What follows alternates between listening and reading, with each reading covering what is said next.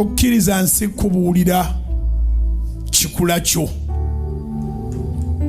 Kkiriza Bayibuli ebeekubuulira ekikula kyo. Ensi eri mu kunnyonnyola omukyala mu version eyaayo, naye ng'omukyala yannyonnyolwa bulungi mu Bayibuli. Era omukyala w'omu Bayibuli si munafu.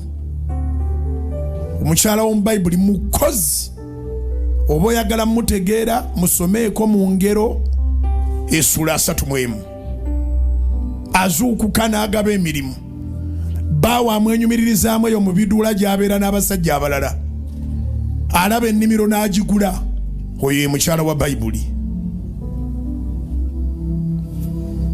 Kati eno ensi bagamba nti mwenkana n'abasajja erimba. Do not allow the world to define you.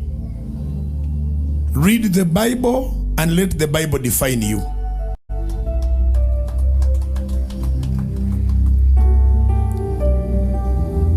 Mu bintu ebingi ensi byesomesa mulimu na kino. Rights. Eddembe lyo. Kembabuulira abantu abamanyi rights zaabwe tewali ayagala bawasa n'ogu. Era bazitambuza amawanga ku mawanga n'owulira nti yavudde egindi yagenze egindi ali mu musomo gw'abakyala abasomesa rights. Mubuuze bbaawe.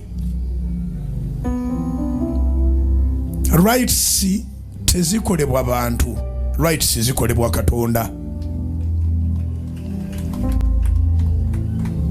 Okumanya eddembe lyo.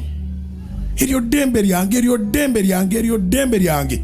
Litegeere Katonda lyakuwa. Lino eryensi bonna abalisomesa bali bwannamunigina.